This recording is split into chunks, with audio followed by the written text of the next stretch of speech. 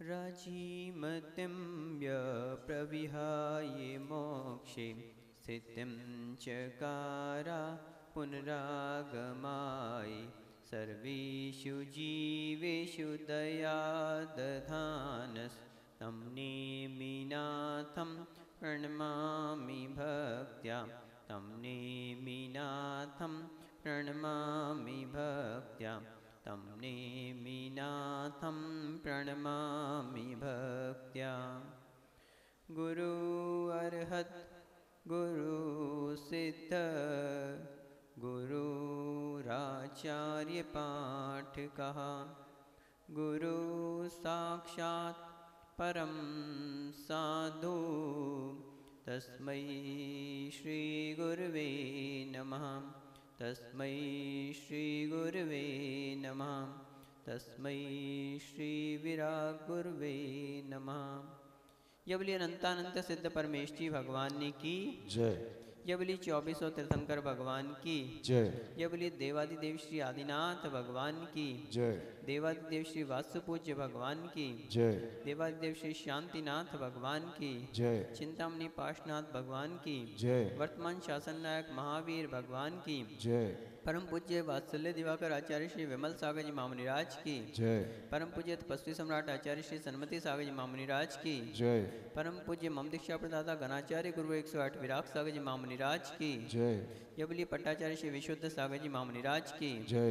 शमनाचार्य विनिश्चय सागर जी मामुनिराज की जय। 3 कम 9 करोड़ मुनिराजों की जय। द्वादशांगमयी जैनवानी माता की जय।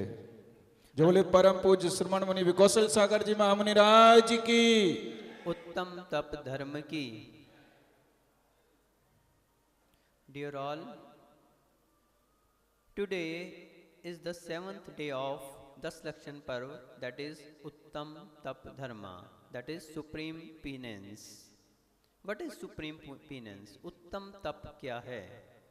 So, to restrain your expectations is called supreme penance.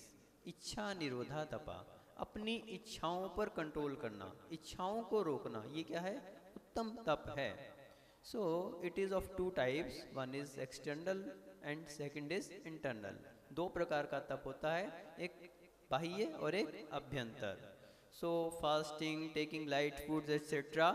these are the external opinions, and meditation, study, repentance are internal experience. तो ये स्वाध्याय आदि जो हैं ये अभ्यंतर तप हैं, और उपवास उनोदर आदि जो हैं ये क्या हैं? बाह्य तप हैं। So to restrain your expectation is called supreme penance, and it is of 2 types, one is external and one is internal. Keeping fast or taking light food etc. are external opinions, and study, meditations etc. are internal opinions. तो यहाँ आज उत्तम तप के दिन में आज हम जानने का प्रयास करेंगे कि उत्तम तप क्या है। कल हमने देखा था कि संयम, उत्तम संयम, और आज बात कर रहे हैं उत्तम तप की। तो वास्तविकता में देखा जाए तो उत्तम तप क्या है? संयम का ही एक निखरा हुआ रूप क्या है? तप है। संयम और तप में इतना ही अंतर है कि संयम प्राथमिक स्टेज है और तप उससे थोड़ी सी आगे की स्टेज है, क्योंकि संयम को भी तप कहा है, दीक्षा को भी क्या कहा है? तप कहा है। आप लोग दीक्षा कल्याणक बनाते हैं ना भगवान का, तो दीक्षा कल्याणक का दूसरा नाम क्या है? तप कल्याणक। तो वास्तविकता में दीक्षा भी अपने आप में एक तप है। जो भी दीक्षा को धारण करते हैं, संयम को धारण करते हैं, वे भी तपस्वी हैं। वे क्या हैं? सभी तपस्वी हैं। रतनगंज शावकाचार्य में क्या कहा? विषय आशा वशातीतो निरारंभो परिग्रह ज्ञान ध्यान तपोरत्ता तपस्वी से प्रशस्यते। अब यहाँ पर क्या कहा कि जिन्होंने विषय और आशाओं का त्याग कर दिया है और निरारंभ हैं, आरंभ से रहित हैं, वो क्या हैं? निरारंभो परिग्रह, और परिग्रह से रहित हैं। ज्ञान ध्यान तपोरत्ता, ज्ञान, अब इसके 2 अर्थ लिए। एक ने तो कहा कि ज्ञान में रत हैं, ध्यान में रत हैं और तप में रत हैं, ऐसा लिया। और एक ने कहा कि ज्ञान तप में रत हैं और ध्यान तप में रत हैं, क्योंकि ज्ञान भी क्या है? एक तपस्या है, स्वाध्याय तप में आता है ना, तो ज्ञान भी, और ध्यान तो है ही है तप। तो ज्ञान तप और ध्यान तप में रहते हैं, तो ऐसे दो अर्थ लिए। तो ज्ञान ध्यान तपरता तपस्वी से प्रशस्यते, उन्हें क्या कहा, वे तपस्वी हैं। अब यहाँ पे ऐसा नहीं कहा कि जो उपवास करते हैं वही तपस्वी हैं, जो उनोदर आदि करते हैं वही तपस्वी हैं। सभी के लिए कह दिया जिन्होंने भी दीक्षा को धारण किया। क्यों? गुरु के लक्षण के लिए कहा है ये। यहाँ पे आचार्य समंतपद महाराज रत्नगण शावकाचार्य में हमने पढ़ाया था 10 नंबर का जो श्लोक है उसमें क्या बता रहे हैं कि सच्चे गुरु का लक्षण। और सच्चे गुरु कितने होते हैं? 3 कम 9 करोड़। 3 कम 9 करोड़ मुनिराजियों को सभी को तपस्वी कहा है उन्होंने। ऐसा नहीं है कि जो ज्यादा उपवास आदि करे वही तपस्वी है, जो प्रतिदिन आहार करता है वो भी तपस्वी है। क्यों? वो भी 24 घंटे में एक बार आहार कर रहा है, वो भी अपनी जो है केशलोच आदि कर रहा है, वो भी पैदल विहार कर रहा है, वो भी तपस्वी है। बस अंतर इतना है कि तपस्या और संयम में इतना अंतर है कि संयम का ही निखरा हुआ रूप क्या है? तप है। और दूसरी बात क्या है कि संयम जो है वो आवश्यक है, उसमें कहीं कोई छूट नहीं है। जो भी हमारे 28 मूल गुण हैं उनका पालन करना क्या है? आवश्यक है। यदि आप में इतनी क्षमता है तभी आप दीक्षा को धारण कर सकते हो।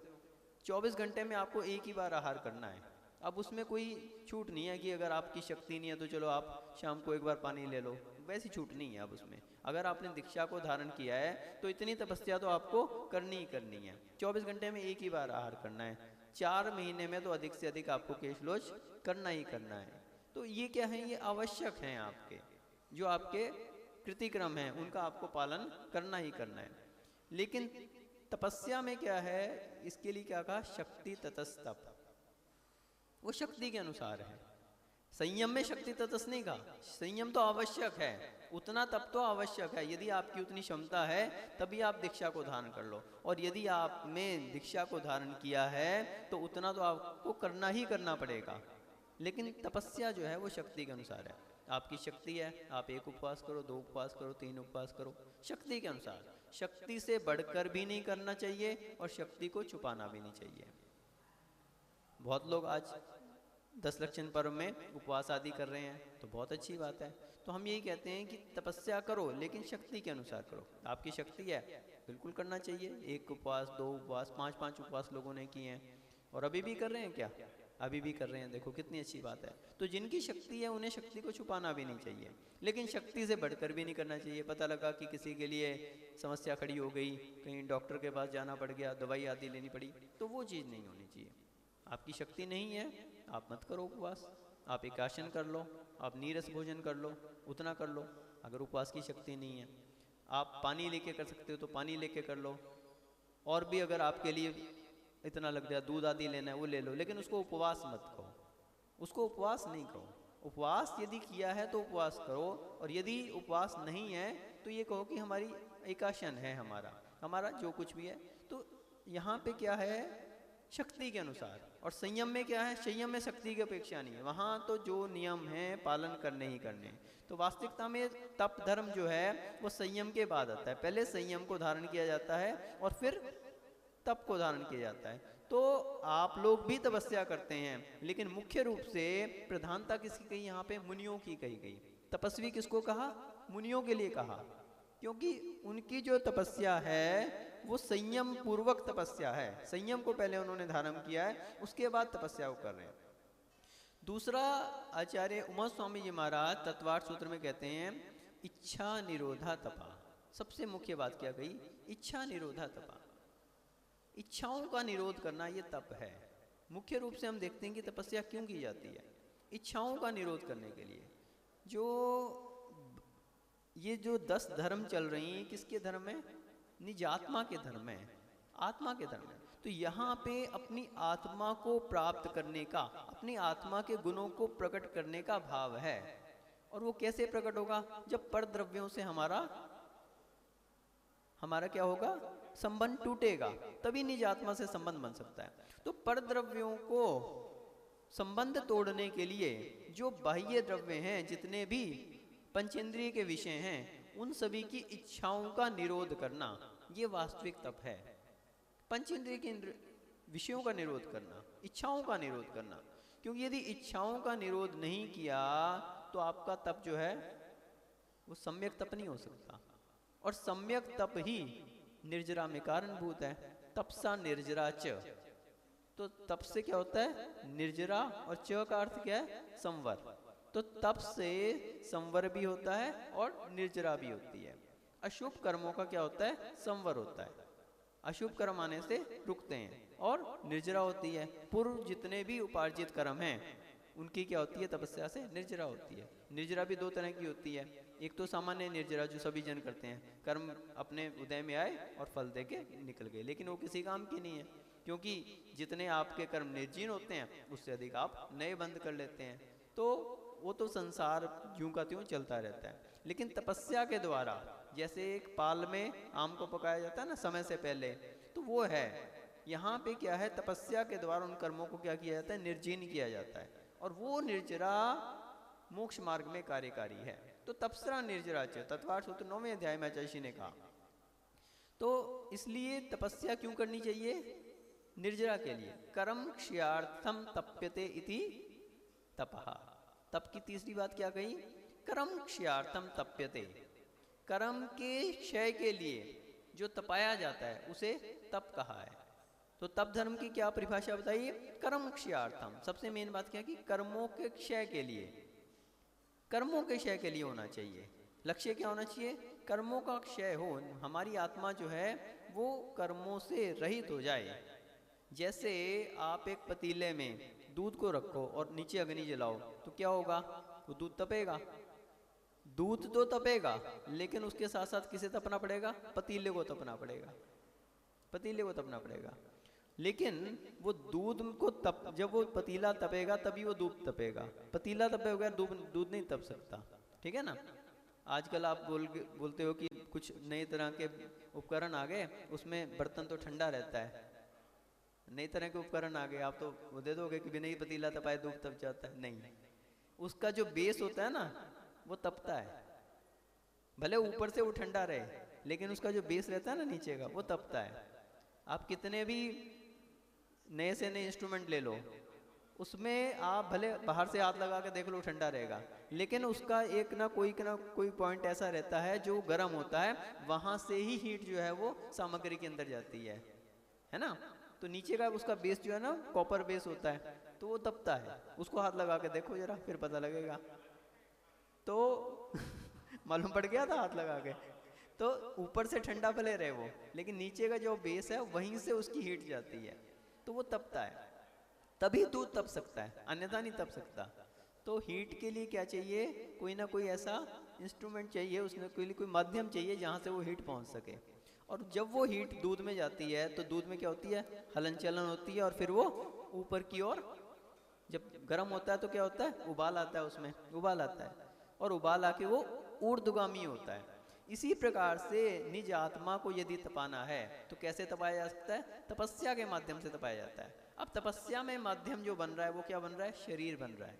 जैसे वो पतीला तप रहा था ना, अब पतीले ने तो कोई कसूर नहीं किया, फायदा तो दूध को हो रहा है तपने का, लेकिन पतीले को साथ में तपना पड़ रहा है। तो उसी प्रकार से तपस्या का लक्ष्य तो निज आत्मा को तपाना है। आत्मा में जो कर्म मैल है उसमें क्या हो? हलनचन हो, वो समाप्त हो, उससे अलग हो, और उसका ऊर्ध्वगमन हो, ऊर्जा का क्या हो? ऊर्ध्वगमन हो। इस लक्ष्य से तपाया जाता है। लेकिन शरीर को क्या करना पड़ता है? साथ में तपना पड़ता है। जब भी कोई उपवास करते हैं, कोई भी तपस्या आदि करते हैं, तो क्या होता है? शरीर को भी गर्म हो जाता है। शरीर पित्त भड़कता है ना, तो शरीर गर्म हो जाता है। तो वो तपस्या जो है की तो आत्मा के लिए जा रही है, लेकिन शरीर को साथ में उसको वो करना पड़ता है। लेकिन कषाय का उद्वेग नहीं आना चाहिए उसमें।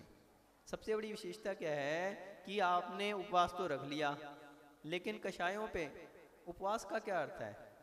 कषाय विषयारंभो त्यागा यत्र विधीयते उपवासासनेयो शेषम लंघनम विदु। कषाय का, विषय का, आरंभ का जहाँ पे त्याग किया जाता है, उपवासासनेयो, वो उपवास है। आपने उपवास तो रख लिया, काय और कषाय दोनों को कृष्ण करना। उपवास यानी काय को भी कृष्ण करना और कषाय को भी कृष्ण करना। काय में भी कमी आनी चाहिए और कषाय में भी कमी आनी चाहिए। अगर काय तो आपकी सूखती जा रही है लेकिन कषाय सूख नहीं रही, पता लगा उपवास रखा और उस दिन तो और ही गुस्सा भड़क गया, किसी ने जरा सा कुछ कहा। कुछ लोग होते हैं जो जिनका अभ्यास नहीं रहता, शुरू शुरू में होते हैं ना, तो उपवास तो रख लेते हैं लेकिन कषायों पे कंट्रोल नहीं कर पाते हैं। किसी ने जरा सा कुछ कहा, अब वो तो वैसे ही पित्त भड़क रहा है, तो बस और उसको जो है चाट सुना दी। तो ऐसे कषायों पर भी अपने को कंट्रोल करना पड़ता है, तभी आपके उपवास का पर्पज है, तभी आपकी तपस्या का कोई फायदा है। तो कर्म क्षयार्थम, कर्मों के क्षय के लिए चतुराहार विसर्जन उपवासा, तो चारों प्रकार के आहार का त्याग करना उपवास है। हमने अभी बताया ना कि उपवास करो तो चारों प्रकार के आहार का जो त्याग है वही उपवास है। अगर आप कोई चीज़ ले रहे हैं तो उसका भी आपको फल मिलेगा। अगर आप एक समय भोजन कर रहे हैं, अगर आप सिर्फ दूध ले रहे हो, अनाज का त्याग कर रहे हो, सभी चीज़ों का आपको फल मिलेगा, लेकिन उसे उपवास संज्ञा नहीं दी जा सकती। ये मत कहो कि मैं उपवास कर रहा हूँ, आप ये कहो कि मैं एकाशन कर रहा हूँ, मैं अनाज का त्याग कर रहा हूँ, मैं अमुक वस्तु का त्याग कर रहा हूँ। सबका अपना अपना फल मिलेगा, तो अपनी शक्ति के अनुसार सभी कुछ करना चाहिए। लेकिन उपवास का अर्थ ये कि चतुराहार विसर्जन उपवासा। तो यहाँ पे हम बता रहे थे कर्म क्षयार्थम, लक्ष्य क्या है? कर्म का क्षय। और कर्म का क्षय कैसे होगा? जब आपका तप सम्यक तप होगा। सम्यक तप होना चाहिए, मिथ्या तप नहीं होना चाहिए। तप कैसा होना चाहिए? सम्यक प्रकार। आप देखिए कि जैनेतर जो साधु रहते हैं वे भी तपस्या करते हैं, और बड़ी बड़ी तपस्या करते हैं।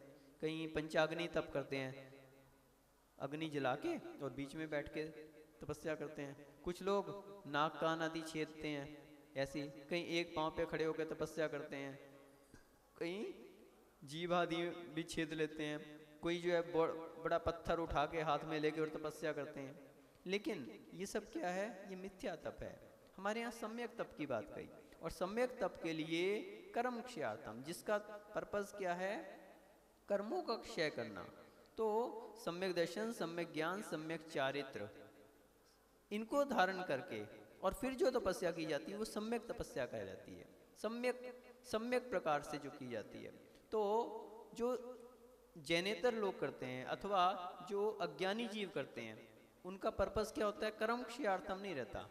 कुछ लोग तो ऐसे होते हैं कि दूसरों को कष्ट देने के लिए तपस्या करते हैं, ऐसी कुछ सिद्धियां प्राप्त करने के लिए कि हम दूसरों का कष्ट, जैसे युद्ध कभी होता है ना, तो आप देखते हैं कि युद्ध में कोई सिद्धि प्राप्त करने के लिए कि मैं शत्रु पे विजय प्राप्त कर सकूं, उसके लिए तपस्या करते हैं कि मुझे अमुक जो है सिद्धि प्राप्त हो जाए और मैं उसका घात कर सकूं, इसके लिए तपस्या करते हैं। कुछ लोग देखा ना, अपने प्रतिशोध के लिए, किसी से बदला लेने के लिए ऐसी तपस्या करते हैं कि उसका नाश हो जाए, ये पर्पस है उनका। तो ये क्या कहलाता है? तामसी तप कहलाता है। तामसी तप है ये वास्तविक तप नहीं है। और कुछ लोग अपनी प्रोग्रेस के लिए, अपने लौकिक उपलब्धि के लिए, ख्याति के लिए, लाभ के लिए, राज्य की प्राप्ति हो जाए, मुझे अमुक वैभव प्राप्त हो जाए, मुझे अमुक संपदा प्राप्त हो जाए। कुछ लोग होते हैं लक्ष्मी का मंत्र सिद्ध कर रहे हैं लक्ष्मी की प्राप्ति के लिए, कुछ लोग और भी इस तरह के उपलब्धि के लिए। तो ये क्या है? ये राजसी तप कहा है। इसको क्या कहा है? राजसी तप। ये वास्तविक तप नहीं है। वास्तविक तप तो कैसा होता है? इच्छा निरोधा तपा, किसी प्रकार की इच्छा नहीं रहती, ना तो किसी लौकिक इच्छा की प्रयोजन रहता है उसमें, ना ही किसी का बुरा करने का प्रयोजन रहता है उसमें। तो एकमात्र निज आत्मा के कल्याण के लिए तपस्या की जाती है, लौकिक किसी प्रकार की उसमें इच्छा नहीं रखी जाती। तो वो वास्तविक तप है। और वो वास्तविक तप जब करते हैं तो क्या होता है? जैसे सूर्य उगता है ना, तो सूर्य में क्या रहता है? गर्मी भी रहती है और प्रकाश भी रहता है। तो उसी तरह से जो वास्तविक तप किया जाता है उससे शरीर में ऊर्जा भी आती है और दिव्यता भी आती है, ज्ञान भी उसका जो है वो बढ़ता है उससे। तो ज्ञान से, ज्ञान रूपी प्रकाश भी बढ़ता है और ऊष्मा, जैसे ऊर्जा रूपी ऊष्मा भी जो है उसके अंदर विकसित होती है। तो तपस्या का जो लक्ष्य होता है वो वास्तविकता में कर्मों का क्षय करना। दूसरी बात क्या होती है कि मुनिजन तपस्या करते हैं, उपवास आदि करते हैं, कहीं नीरस करते हैं, कहीं उनोदर आदि करते हैं। तो उसके पीछे उनका क्या लक्ष्य होता है? एक तो कर्म क्षयार्थम है ही है, दूसरा उनका लक्ष्य होता है कि कम से कम हम अपने जो हमने चारित्र को धारण किया है उसका निर्तिचार पालन कर सकें। क्योंकि हमने बताया ना, चारित्र जो है उसमें कहीं छूट नहीं है। तपस्या में तो कहा कि शक्ति के अनुसार, लेकिन चारित्र में शक्ति के अनुसार नहीं कहा, उतना तो आपको पालन करना ही करना है। तो अपने चारित्र को हम समता से पालन कर सकें, उसमें हमें कहीं कोई बाधा उत्पन्न ना हो, कभी परिस्थितियां भी आ जाएं, कोई उपसर्ग भी आ जाए, कोई परिचय भी आ जाए, तो भी हम अपनी समता को बनाए रखें, इसके लिए तपस्या की जाती है। जैसे आप उपवास आदि करते हैं, तो उपवास क्यों करते हैं मुनिजन? एक तो कर्मों का क्षय है, दूसरी बात ये भी है कि अगर हमारा उपवासों का अभ्यास रहेगा तो जब कभी हमारे लिए अंतराय आ जाए, मान लीजिए शुरू में ही अंतराय हो गया, तो भी हमारा अभ्यास बना हुआ है उपवासों का, अब हमारे लिए कोई अंतर नहीं पड़ रहा। अन्यथा क्या होगा, शरीर का अभ्यास नहीं है तो आकुलता व्याकुलता होगी, जिस दिन अंतराय आ जाएगा, अरे आज तो कुछ भी नहीं चला, आज तो पानी भी नहीं चल पाया, आज तो अच्छे से आहार ही नहीं हो पाए। तो अगर आपने शुद्धा परिचय को जीतना है तो आपको उपवास आदि क्या करने पड़ेंगे, तपस्या करनी पड़ेगी, तो ही आप शुद्धा परिचय को जीत सकते हो। इसी प्रकार से और भी रस परित्याग करते हैं, नीरस करते हैं, क्यों करते हैं? कहीं आप नमक डालना भूल गए, अब उनके लिए समता बनी हुई है, उनका अभ्यास है बिना नमक के भोजन करने का, उनके लिए अभ्यास है बिना बूरे के भी, बिना दूध के, बिना चीनी के, बिना किसी भी घी आदि के, पूरा अभ्यास बनाया हुआ है उन्होंने। अब आप नहीं डालो नमक, उन्हें कोई अंतर नहीं पड़ रहा, अभ्यास बना हुआ है, समता बनी हुई है उनकी, चाहे नमक डला है चाहे नहीं डला, चाहे बुरा डला है या नहीं डला, आपके लिए क्या है, गर्त पूर्ण करना है। गर्त पूर्ण करने का जब भाव रहेगा तो उन्हें कभी भी कोई भी उसके लिए आकुलता व्याकुलता नहीं होगी। तो ये एक लक्ष्य रहता है तपस्या का। तपस्या का ये लक्ष्य रहता है कि हमने इतना अभ्यास बना लिया, शरीर को इतना अभ्यस्त बना लिया कि अब कभी हमारा अंतराय आ जाए तो हमें शुद्धा तिशा को सहन कर सकते हैं। यदि कभी कोई नमक डालना भूल गया तो क्या कर सकते हैं, हम अपनी समता को ज्यों का त्यों बना सकते हैं। तो इसलिए तप का बहुत महत्व है। आप देखो चारों आराधनाओं में अंतिम आराधना कौन सी है, तप आराधना। कौन कौन सी आराधना होती हैं, दर्शन आराधना, ज्ञान आराधना, चारित्र आराधना और तप आराधना। इसी प्रकार से 16 कारण भावनाओं में एक भावना कही, कौन सी, शक्ति ततस्तप। शक्ति ततस्तप तीर्थंकर प्रकृति का बंद कराने वाली जो 16 कारण भावना है, उनमें भी क्या है, एक शक्ति ततस्तप नाम की भावना है। तो इसलिए तप का जो है एक बहुत बड़ा महत्व है। जैसे सोने को तपाया जाता है तो क्या होता है, वो काली मां से रहित हो जाता है, किट्टी मां से रहित हो जाता है, शुद्ध हो जाता है। उसी प्रकार से तपस्या के द्वारा जब निज आत्मा को तपाया जाता है तो आत्मा कर्म रूपी काली मां से, कर्म रूपी बल से रहित होकर क्या हो जाती है, शुद्ध हो जाती है। और दूसरी बात ये भी है कि तप के द्वारा काम को, निद्रा को, प्रमाद को जीता जा सकता है। तपस्या के द्वारा निद्रा को जीता जा सकता है। निद्रा ये जो होते हैं वो कैसे होते हैं, तपस्या के द्वारा, ध्यान के द्वारा। ध्यान के द्वारा जो निद्रा आप 4 घंटे में लेते हो, मात्र अंतर्मुहूर्त में लेके उसको जो है अंतर्मुहूर्त के ध्यान में उतना अपने आप को फ्रेश कर लेते हैं। क्योंकि निद्रा क्या है, श्रम परिहारिणी निद्रा। श्रम का जो परिहार करे, थक जाता है व्यक्ति तो निद्रा लेता है, रेस्ट करता है, तो उसमें वापस ऊर्जा प्रवाहित होती है, वो ऊर्जा उसे आगे दैनिक चर्या करने में सहयोगी होती है। लेकिन तपस्या के द्वारा, ध्यान आदि के द्वारा थोड़े ही समय में उतनी ऊर्जा का विकास कर लिया जाता है, तो उससे निद्रा को जीता जा सकता है। और काम वासनाएं ये कैसे जीती जाती है, तपस्या के द्वारा। तपस्या के द्वारा व्यक्ति अंतर्मुखी हो जाता है और बाहिर जितने भी विषय हैं, काम का अर्थ मात्र शरीर संबंधी भोग ही नहीं लेना, कोई भी पंचेंद्रिय संबंधी हैं। तो स्पर्शन और रसना ये क्या कही है, दोनों काम इंद्रिय कही है। रस इंद्रिय को भी काम इंद्रिय कहा है। जो आप मिष्ट भोजन करते हैं, कोई भी स्वादिष्ट भोजन करते हैं, ये क्या है, ये भी काम इंद्रिय है, रसना भी काम इंद्रिय है। तो इन सबको कैसे जीता जाता है, तपस्या के द्वारा। अंतर्मुखी हो जाता है, निज आत्मा से उसका संबंध रहता है। तो निज आत्मा से जब वो संबंध को जोड़ता है तो बाह्य पदार्थों में अरुचि उत्पन्न हो जाती है। अब उसे इन विषय वासनाओं से क्या लगता है, परहेज करने लगता है, इनकी हमें कोई आवश्यकता नहीं, तो काम को जीता जा सकता है। और तीसरी बात क्या है कि तपस्या के द्वारा व्यक्ति का अंतर्मुखी विकास होता है, निजात्मा का विकास होता है। तो तपस्या तो अपने आप में एक वरदान है व्यक्ति के लिए। जितना जितना व्यक्ति अपने आप को तपस्या में डुबोता है, उतना उतना उसका क्या होता है, आंतरिक विकास होता है। और इसीलिए हम देखते हैं कि साधक जन जो है निरंतर तपस्या में लीन रहते हैं। कोई ना कोई तपस्या, कोई ना कोई, कहीं गुणोदर, कहीं उपवास आदि की अनेक प्रकार की तपस्याएं करते हैं। तो हम देखते हैं कि पुराने समय में बाहुबली भगवान ने 1 वर्ष का उपवास किया। कितने, 1 वर्ष तक आहार के लिए नहीं उठे, जब तक उनके लिए ध्यान में खड़े हुए, जब तक केवल ज्ञान नहीं होगा, आहार ही नहीं किया उन्होंने। तो 1 वर्ष तक का भी उन्होंने उपवास किया। आदिनाथ भगवान का उल्लेख मिलता है अपने यहाँ कि 6 महीने तक के लिए उन्होंने आहार का त्याग किया। और उसके बाद जब उठे तो क्या किया उन्होंने, उनकी विधि नहीं मिली 6 महीने तक, 6 महीने के भी और ज़्यादा, लगभग 7 महीने और 9 दिन तक उनकी विधि नहीं मिली।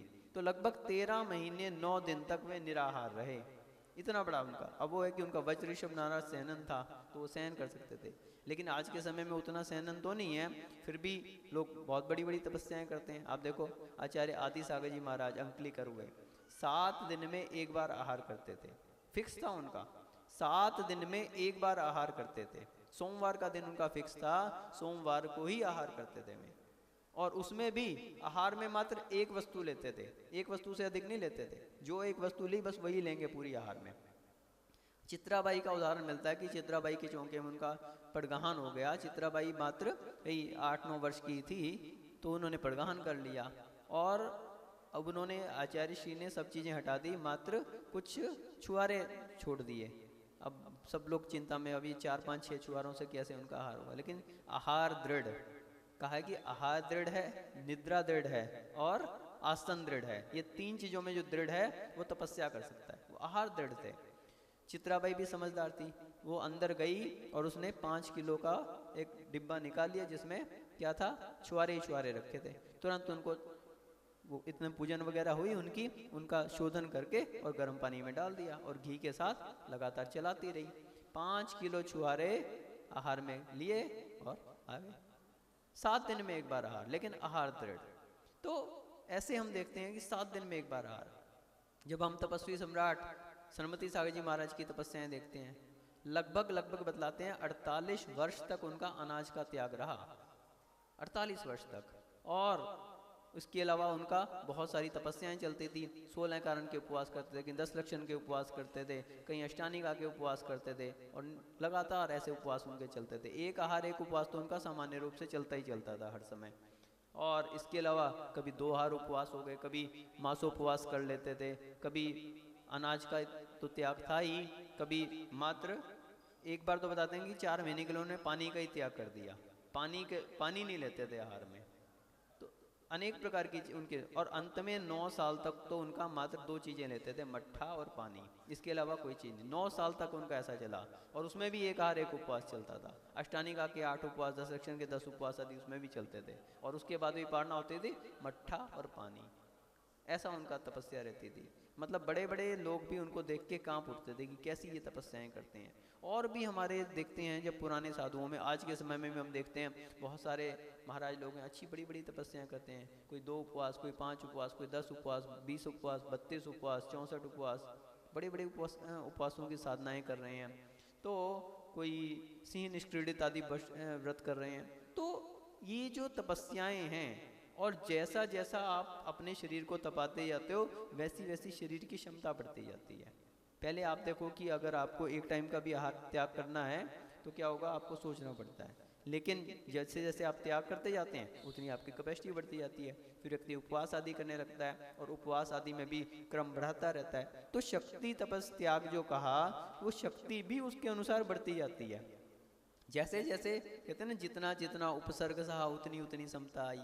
तो वही है वास्तविकता में, जितना जितना आप त्याग करते जाएंगे, कितना तपस्या करते जाएंगे, उतनी तपस्या करने की क्षमता भी अपनी बढ़ती जाती है। तो इसलिए हमें अपने जीवन में तपस्या को अंगीकार करना चाहिए। ये उत्तम तप का जो दिन है, ये प्रेरणा देता है कि अपन कम से कम रात्रि भोजन, आलू प्याज आदि का त्याग तो करना ही चाहिए अपन को। रात्रि भोजन त्याग का इतना बड़ा फल कहा कि जो व्यक्ति उपवास नहीं कर सकता, जो व्यक्ति कुछ नहीं कर सकता, कम से कम रात्रि भोजन का तो त्याग करें। रात्रि भोजन के त्याग का इतना बड़ा फल कहा कि आचार्य कार्तिकेय महाराज कार्तिकानुपेक्षा की 383 नंबर की गाथा में क्या कह रहे हैं कि जो रात्रि भोजन का त्याग करता है उसे 6 महीने के, साल में 6 महीने के उपवास का फल मिलता है। आप लोग बिना उपवास किए मात्र रात्रि भोजन के त्याग से 6 महीने के उपवास का फल ले सकते हैं। बताओ इससे बड़ी और क्या आ गया। यो निशी भोजन वज्यदी सो उपवासम करेदी छम्मासीए संवत्सर मचिए। 1 साल में 6 महीने का उपवास का फल मिल रहा है, ऐसा कार्तिकानुपेक्षा में आचार्य कार्तिक महाराज 383 नंबर की गाथा में कह रहे हैं। तो अपने को इतनी तपस्या तो करनी चाहिए। बंधुओं, जब हम देखते हैं कि तप कितने प्रकार का है। तो इसमें दो प्रकार का आचार्यों ने भेद कहा है, एक बाह्य तप और एक आभ्यंतर तप। तो बाह्य तप में उपवास और उनोदर और इसके अलावा वृत्ति परिसंख्यान, रस परित्याग, विक्षयासन और काय क्लेश है। तो उपवास का हमने बता ही दिया, चतुराहार विसर्जन उपवासा। उनोदर भूख से कम खाना। तो उत्तम, मध्यम और जघन्य प्रकार से तीन प्रकार का है। उत्तम उनोदर है मात्र 1 ग्रास लेना और आ जाना, 1 ग्रास लेना। और जघन्य क्या है?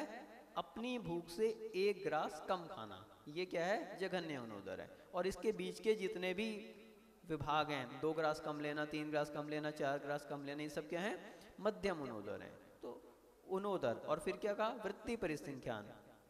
मुद्रा लेके निकलते हैं महाराज और कोई ना कोई विधि सोच लेते हैं कि ये विधि मिलेगी तो आहार करेंगे। बहुत बड़ी तपस्या है। कल जानकारी मिली, प्रमाण सागर जी महाराज ने कोई विधि ली और उनकी विधि नहीं मिल पाई और उपवास हो गया।